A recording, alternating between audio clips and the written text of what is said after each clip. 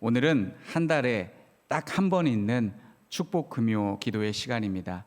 지난달은 특별 기도회와 축복 금요 기도회가 겹쳐서 체감상 오랜만에 축복 금요 기도회로 모이는 것 같습니다. 저는 축복 금요 기도회에 관한 재밌는 에피소드가 있습니다. 성도님들께서 저희 집 아이와 윤재근 집사님 아들이 너무 닮아서 구별이 안 된다라는 말씀을 종종 하십니다. 그럴 때마다 저는 이사야 49장 15절 말씀을 떠올리며 애비인 저는 경찬이와 준이가 절대로 헷갈리지 않는다고 자부하고 있었습니다. 다른 사람은 다 그렇게 말할지 몰라도 나는 100m 밖에서도 내 아들을 찾아낼 수 있다.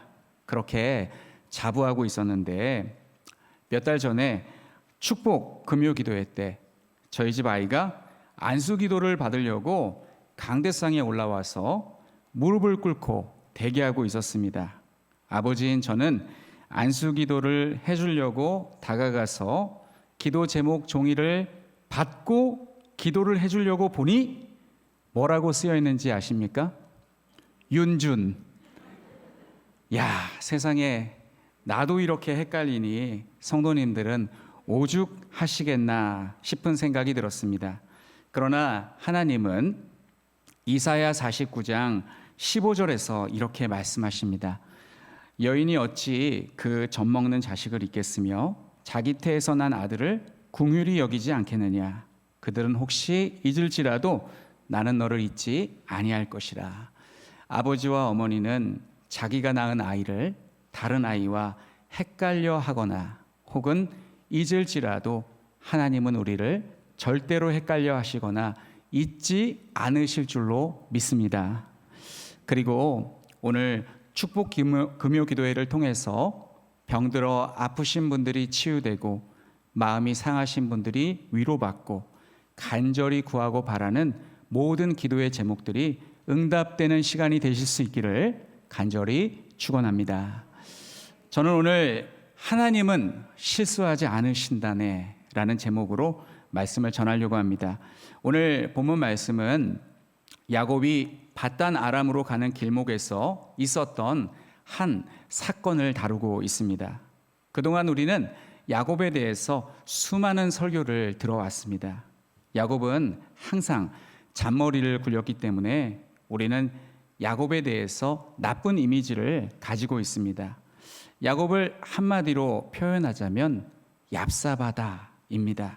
예능 프로의 어떤 여자 연예인의 말처럼 야곱은 얌생이였습니다. 얌생이가 비속어가 아니라 표준어더라고요. 좀 간사하고 또 약삭 빠른 사람, 그런 사람을 얌생이라고 합니다. 지금 야곱은 도망자 신세가 되어서 인가가 없는 산지에서 홀로 어두운 밤을 보내고 있습니다. 그렇게 그가 이렇게 도망자 신세가 된 과정을 우리는 너무나 잘 알고 있습니다. 에서가 야곱을 죽일 기회를 엿보고 있었기 때문입니다. 왜 에서는 쌍둥이 동생 야곱을 죽이려고 할까요? 이번 주 수요 예배 때 송 목사님이 이 과정을 잘 설명해 주셔서 수요 예배 설교와 오늘 제 설교가 겹치는 것 같아서 말씀을 들으면서 조바심이 나기도 하였습니다. 이번 주간 성령 하나님께서 야곱의 축복에 대해서 같은 은혜와 감동을 주신 것 같습니다. 에서와 야곱은 간발의 차이로 형과 동생이 결정된 쌍둥이입니다. 그들은 한 어머니의 배에서 태어난 형제였어도 사이가 좋지 않았습니다. 자연스럽게 라이벌 구도가 형성되었지만 하나님은 큰 자가 어린 자를 섬길 것이라고 하시며 장자의 축복을 누가 받을지 예언해 주셨습니다. 아니나 다를까 에서와 야곱이 성인이 되어 아버지로부터 축복을 받을 때가 되자 야곱은 에서를 떡과 팥죽으로 유혹하여 장자권을 사버렸습니다.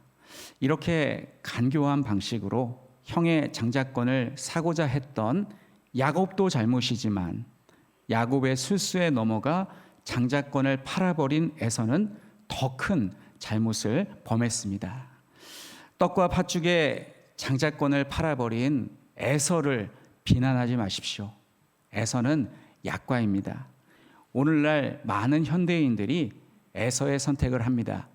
많은 사람들이 하나님께서 주시는 하늘의 신령한 축복에는 관심이 없고 이 땅 어디에 투자를 잘해서 큰 돈을 벌어 좋은 집에 살고 좋은 차를 타고 다니며 잘 먹고 잘 살 궁리만 합니다. 반면 하나님의 축복을 간절하게 사모했던 야곱은 나중에 아버지 이삭이 축복하려고 하자 기어이 에서로부터 장자의 축복을 가로채었습니다. 어머니 리브가의 권유가 있었기 때문에 전적으로 야곱의 책임이라고 할 수는 없겠습니다만 축복을 받는 당사자가 야곱이기 때문에 모든 책임을 야곱이 다 뒤집어 써야 하는 상황이 되었습니다. 그리고 뒤늦게 사냥을 마치고 나타난 에서가 이삭의 말을 듣고 축복을 울고불고 하면서 구하지만 이삭은 하나님의 축복은 도깨비 방망이처럼 금 나와라 뚝딱, 은 나와라 뚝딱 하면 나올 수 있는 것이 아니라고 하면서 안타깝게도 너에게 줄 축복은 없다고 합니다. 그래도 에서가 간청하자 다 주고 남은 부스러기 축복을 해줍니다. 이삭의 부스러기 축복 내용 창세기 27장 39절 40절 말씀을 읽어드리면 이걸 축복이라고 할 수 있나 싶을 정도의 축복을 합니다. 제가 읽어드리겠습니다. 그 아버지 이삭이 그에게 대답하여 이르되 내 주소는 땅의 기름짐에서 멀고 내리는 하늘 이슬에서 멀 것이며 너는 칼을 믿고 생활하겠고 내 아우를 섬길 것이며 내가 매임을 벗을 때에는 그 멍에를 내 목에서 떨쳐버리리라 하였더라. 에서의 입장에서 보면 얼마나 기가 막혔을까요? 오늘날로 따지면 동생이 나 몰래 부모의 유산을 전부 자기 명의로 돌려놓은 것과 같은 심정 아니었을까요? 에서는 그냥 당하고 있을 사람이 아니었습니다. 그래서 치를 떨며 복수를 다짐합니다. 에서는 사냥을 잘하고 힘이 센 사람이었기 때문에 야곱은 에서에게 상대가 되지 않았습니다. 그래서 야곱은 에서를 피하여 도망쳤습니다. 야곱은 어디로 갔을까요? 야곱은 밧단 아람으로 갔습니다. 밧단 아람, 하란, 메소보다미아 다 같은 장소를 의미합니다. 28장 1절을 보시면 아버지 이삭은 야곱을 불러서 네 놈이 이 애비를 속여? 라고 하며 호통을 치지 않고 있습니다. 이삭은 야곱을 불러서 축복하고 밧단 아람으로 가서 외삼촌 라반의 딸 중에서 아내를 맞이하라 라고 보냅니다. 10절 말씀에 나와 있듯이 야곱이 가야 할 브엘세바에서 하란까지의 거리는 대략 800km입니다. 800km는 서울과 부산을 왕복해야 도달할 수 있는 거리로서 걸어간다면 상당히 오랜 시간이 걸리는 곳입니다. 그리고 11절의 한 곳은 루스 지역으로 브엘세바에서 90km 정도의 거리입니다. 야곱은 며칠 걸려서 이곳에 도착했는지는 알 수 없지만 부지런히 걸어서 루스에 도착하였습니다. 야곱은 외삼촌 라반의 집을 향해 가다가 밤이 되면 들판에서 유숙하고 다시 목적지를 향해서 걸어갔을 것입니다. 야곱이 루스에 이르렀을 때에 해가 졌습니다. 그리고 너무 피곤하여서 돌을 베개 삼고 누워 잠이 들었습니다. 들판에서 유숙하는 것은 위험합니다. 길거리에서 잠을 자는 것을 노숙이라고 하고 산지에서 텐트를 치고 자는 것을 야영이라고 합니다. 자기 몸을 보호해 줄 수 있는 장치가 전혀 없는 무방비로 노출된 곳에서 잠을 자는 것은 위험한 일입니다. 지금이야 랜턴도 있고 라이터도 있어서 어두우면 불을 밝히기도 하고 추우면 모닥불을 피워놓기도 하겠지만 야곱은 오직 달빛과 별빛을 의지하고 잠이 들었습니다. 잠이 제대로 왔을까요? 저는 장거리 운전을 하다가 너무 피곤하면 졸음 쉼터나 휴게소에 차를 주차하고 잠을 자고 가기도 합니다. 잠을 자고 있는데 생각은 운전을 하고 있습니다. 너무 피곤하여서 꿈속에서 비몽사몽간에 꿈속에서 운전을 하는 꿈을 꿉니다. 그러다가 꿈속에서 깜빡 잠이 들어 꿈을 꾸고 있는데 그 안에서 또 잠이 들어 사고가 난 꿈을 꾸고 깜짝 놀라 벌떡 일어나기도 합니다. 자긴 잔 것 같은데 피로가 풀리지 않습니다. 차 안에 있어도 그러한데 나를 지켜줄 아무런 안전장치가 없는 바깥에서 잠을 자는 것은 쉽지 않았을 것입니다. 게다가 이스라엘은 낮에는 덥지만 밤에는 제법 춥기 때문에 야곱은 추위에 떨면서 잠을 잤을 것입니다. 10월의 서늘한 밤, 지금 이맘때를 연상하면 될 것 같습니다. 그리고 언제 나타날지 모르는 들짐승의 출몰을 걱정하면서 밤이 너무 길게 느껴졌을 것 같습니다. 옛날 스승 목사님들은 종종 밤에 산기도를 다니셨다고 합니다. 10월 초만 되더라도 밤에 산에서 철야 기도를 하면 춥기 때문에 이제 비닐이나 작은 담요를 가지고 간다고 합니다. 작은 담요로 자기의 몸을 덮고 기도할 때에 신체를 완전히 다 덮지 못하는 경우가 있다고 합니다. 엎드려 기도할 때 엉덩이가 튀어나오게 되는데 담요로 덮지 못한 엉덩이가 그렇게 무서울 수가 없다고 합니다. 한밤에 야곱이 벌판에서 잠을 잘 때 그의 심정은 어땠을까요? 장자의 축복이라는 엄청난 축복을 받았으니 돈을 가득 담은 여행용 가방을 챙긴 것처럼 마음이 든든했을까요? 제가 만약 10억의 돈을 챙겨서 도피한다면 그 돈이 저에게 위안이 되었을 것 같습니다. 이 돈으로 어느 곳에 가서 정착하여서 월세도 내고 차도 사고 먹을 것도 산다면 얼마간 살아갈 수 있을 것 같습니다. 그러나 야곱이 이삭에게 받은 축복은 육적인 축복이 아니라 영적인 축복이었습니다. 야곱은 이삭에게 땅 한마지기, 우물 하나, 염소 새끼 한 마리도 받은 것이 없습니다. 야곱은 부모에게 물려받은 유산이 전혀 없었습니다. 현재 그는 빈 털털이입니다. 오히려 야곱은 축복을 받은 게 아니라 고난을 당하고 있습니다. 야곱은 재빨리 먼 곳으로 도망을 갔기 때문에 에서의 추격을 뿌리치기는 했어도 돌아갈 곳이 없습니다. 여행이 즐거운 이유가 무엇인 줄 아십니까? 여행이 즐거운 이유는 돌아갈 집이 있기 때문에 그렇습니다. 돌아갈 집이 없다면 그건 여행이 아니라 방랑입니다. 장자의 축복을 기대하고 저지른 일 때문에 에서를 피해 광야에서 혹은 산지에서 유숙하고 있는 지금 야곱은 만감이 교차했을 것입니다. 이게 뭐지? 장자의 축복은 아버지의 대를 이어서 족장이 되는 게 아니었나? 집에서 쫓겨난 나는 누구고 여기는 어딜까? 앞으로 나는 무엇을 먹고 살며 어떻게 살아가야 하지? 서글픈 생각, 막연한 두려움, 막막함에 죽고 싶은 생각까지 들었을지도 모르겠습니다.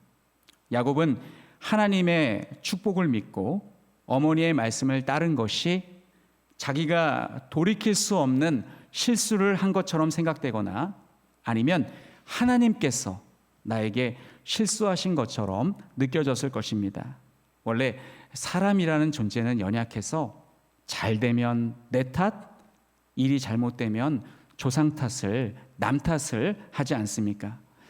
사랑하는 성도 여러분, 혹시 우리 성도님들은 야곱과 같은 경험을 해본 적이 없으십니까? 목사들은 목사 안수를 받을 때 이제 다음 주면 이제 우리 교회의 두 분의 강도사님이 목사 안수를 받으시는데, 목사들은 안수 받을 때 많은 분들이 축하를 해주시고 격려를 해주시기 때문에 그때 기분이 굉장히 업이 되고 좋고, 앞으로 나에게 하나님의 놀라운 축복이 임할 것으로 생각이 됩니다. 하지만 이제 고생길이 시작되었다라는 것을 알기까지 오랜 시간이 걸리지 않습니다. 성도 여러분은 어떠십니까? 각박한 이 세상에서 신앙 지켜보겠다고 발버둥을 쳤는데, 그래서 이 시간에 이 자리에 나오셨는데 아무것도 나에게 떨어지는 게 없습니다. 불신자들이 예수 믿는 자를 조롱할 때 쓰는 말이 있습니다. 야, 예수 믿으면, 교회 다니면 떡이 나오냐, 돈이 생기냐. 처음 예수를 믿을 때 이런 말을 하는 사람들을 보면 나는 너희들이 알 수 없는 평안을 소유한 사람이야 라고 대받아칠 수 있었습니다. 그건 너희들이 잘 몰라서 그래 라고 말할 수 있었습니다. 그런데 세월이 지나 예수님을 향한 처음 사랑이 식을 즈음 재테크에 성공하여 풍요롭게 살고 있는 그들과 재테크에 관심을 두지 않고 신앙에만 몰두한 나머지 풍족하지 않은 나를 비교해 보면서 회의가 들기도 합니다. 그래서 사람들은 볼품없는 나를 외면하고 깨끗한 물에 물고기가 살지 않듯이 내 주위에 아무도 없이 나만 홀로 남게 되고, 마지막 자존심인 신앙조차 회의가 들면 내 자신이 한심하게 여겨집니다. 나름 열심히 신앙생활 한다고 교회 중심으로 살아왔는데 사람들이 나를 꼴통이라고 손가락질합니다. 아무도 내 신앙을 지지해 주지 않을 때 그 참담함을 느껴본 적 있으십니까? 교회 안에서 어떤 사람처럼 뺀질거리지도 않고 우직하고 성실하게 봉사하다 보면 나만 죽어라 일하는 것 같아 피해의식이 생기게 됩니다. 그러면 본의 아니게 다른 사람에게 상처를 주는 일이 생기게 되고 결국 사람들로부터 외면을 당하게 됩니다. 저도 청년 때 그런 경험을 해본 적이 있습니다. 이런 참담함을 일찍 경험하는 학생들도 있습니다. 중고등학교 때부터 교회에서 열심히 봉사도 하고 열심히 기도도 하고 했는데 대학 입시에서 좋은 성적을 거두지 못하여 대학에 들어가지 못하면 실패한 것 같고 패배자가 되어버린 것 같은 생각이 들 때가 있습니다. 그러나 신앙을 포기하지 않고 끝까지 노력하면 하나님께서 반드시 길을 열어주십니다. 그것은 제가 보증할 수 있습니다. 반드시 하나님께서 그 사람을 다시 세워주십니다. 왜냐하면 하나님께서 주시는 영적인 축복은 당장 받을 수 있는 즉각적인 것이 아닙니다. 즉각적이라는 말을 영어로 인스턴트라고 합니다. 인스턴트 음식, 즉 패스트푸드가 몸에 해롭듯이 즉각적인 축복도 우리에게 유익하지 않습니다. 당장 로또 복권에 당첨되어서 수십억을 손에 넣으면 행복할 것 같으십니까? 전 수십억을 한 번도 만져본 적이 없기 때문에 어느 날 갑자기 일확천금이 생기면 행복할 것 같기도 합니다. 그러나 갑자기 큰 돈이 생긴 사람들은 그 돈 때문에 엄청난 스트레스를 받게 됩니다. 저에게 만약 큰 돈이 생긴다면 저는 어떻게 살아갈까 생각을 한번 해봤습니다. 저는 부목사로서 인내하며 사역하고 있는 이 연단의 시간을 큰 돈이 생기면 버텨내지 못할 것 같습니다. 당장 개척하겠다고 할 것 같습니다. 개척한 후에도 여유 자금이 통장에 가득 들어 있다면 열심히 전도하고 기도하지 않을 것 같습니다. 알아서 찾아오는 몇몇 사람들 데리고 적당하게 목회할 것 같습니다.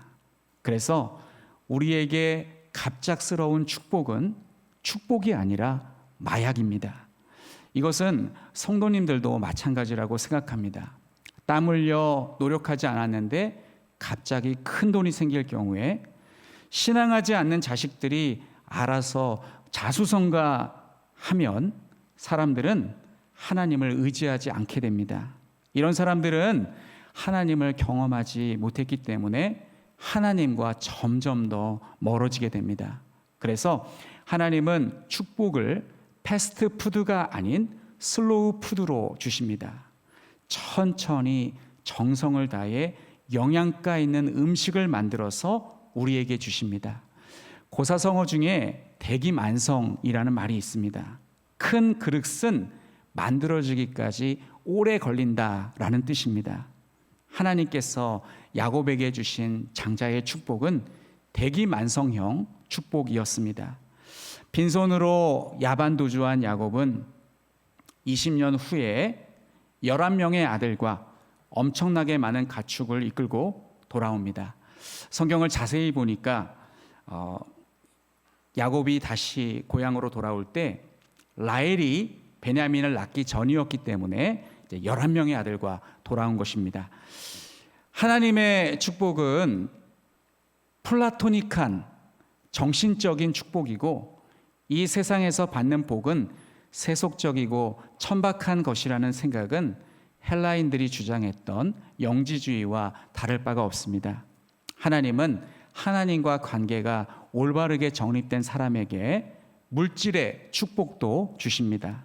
하지만 내가 물질의 축복을 받았으니 나는 하나님과 관계가 올바르게 정립되었다라고 생각하지는 마십시오. 왜냐하면 아닐 수도 있기 때문입니다. 우리에게 우선순위는 언제나 나와 하나님과의 관계여야 될 줄로 믿습니다.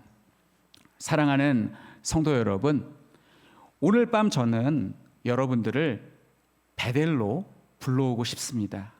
지금 우리들은 한밤중에 산지에서 돌베개를 베고 잠을 자려고 하는 야곱의 처지에 놓여 있습니다. 우리는 어두운 현실에 처해 있고 주변에서 들려오는 세상의 소리 때문에 겁에 질려 있습니다. 하나님만 믿고 다 제쳐놓고 이곳으로 뛰어나와서 수중에 아무것도 가지고 온 것이 없습니다. 그리고 우리 성도님들 중에는 낙심한 마음을 가지고 이곳에 오신 분도 있을 것입니다. 지금 우리는 아무것도 가진 것이 없고 마치 버려진 존재같이 여겨집니다. 하나님을 믿고 여기까지 지금까지 따라 나온 것이 내가 실수했거나 아니면 하나님께서 실수하신 것처럼 느껴집니다. 그때 하나님께서 야곱에게 나타나셔서 꿈을 통해서 한 환상을 보여주십니다. 이 환상은 마치 야곱과 우리에게 하나님은 실수하지 않으시는 분이심을 보여주는 것 같습니다. 야곱은 땅에 한 사다리가 세워지더니 그 사다리의 꼭대기가 하늘에 닿았고 그리로 하나님의 사자들이 오르락 내리락 하는 놀라운 광경을 보게 됩니다. 그리고 하나님께서 야곱에게 약속을 해주십니다. 13절부터 15절 말씀을 제가 다시 천천히 읽어드리겠습니다. 여호와께서 그 위에 서서 이르시되 나는 여호와니 너의 조부 아브라함의 하나님이요 이삭의 하나님이라. 내가 누워있는 땅을 내가 너와 내 자손에게 주리니 내 자손이 땅에 티끌같이 되어 내가 서쪽과 동쪽과 북쪽과 남쪽으로 퍼져나갈지며 땅의 모든 족속이 너와 내 자손으로 말미암아 복을 받으리라. 내가 너와 함께 있어 내가 어디로 가든지 너를 지키며 너를 이끌어 이 땅으로 돌아오게 할지라. 내가 내게 허락한 것을 다 이루기까지 너를 떠나지 아니하리라. 이 놀라운 광경을 보고 하나님의 음성을 들은 야곱은 두려워하면서 이곳은 하나님의 집이요 이는 하늘의 문이로다 하고 그곳에 돌비를 세우고 그곳 이름을 베델, 하나님의 집이라고 하였습니다.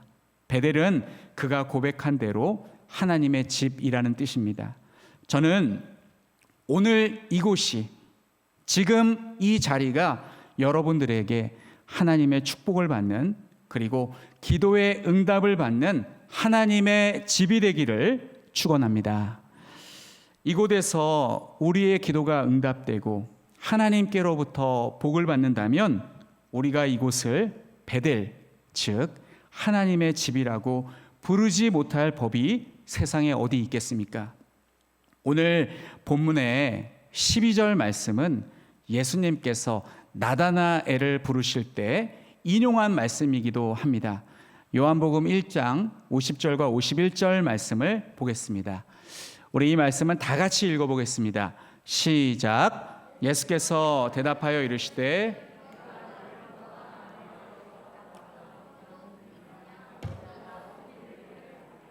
또 이르시되 진실로 진실로 너희에게 이르노니 하늘이 열리고 하나님의 사자들이 인자 위에 오르락 내리락 하는 것을 보리라 하시니라. 예수님의 말씀을 자세히 보십시오. 그러면 야곱이 본 꿈과 다른 부분이 있습니다. 야곱은 땅에서 하늘에 이르는 사닥다리를 보았는데 예수님은 사닥다리를 말씀하지 않고 있습니다. 사다리 대신에 인자 위에 라는 말씀으로 바꿔놓고 있습니다. 오늘날 우리에게 예수님은 하늘의 축복을 받을 수 있는 사닥다리인 줄로 믿습니다. 우리는 예수님을 통해서 하늘이 열리는 것을 보고 하늘로부터 내려오는 하늘의 축복을 받을 수 있을 줄로 믿습니다.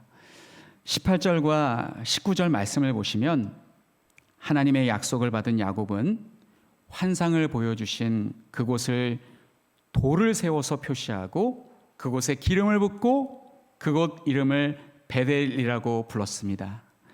저는 이 밤에 우리 모든 성도님들이 그동안 야곱처럼 잘못 살아왔어도, 그리고 야곱처럼 누구에게도 지지받지 못할 삶을 사셨어도 하나님께 회개하고 기도하면 하나님께서 우리의 기도에 응답해 주시고 우리의 삶을 바꿔주실 줄로 믿습니다. 이 밤 그러한 축복을 받아 누리시는 우리 모든 성도님들이 되시기를 간절히 축복합니다.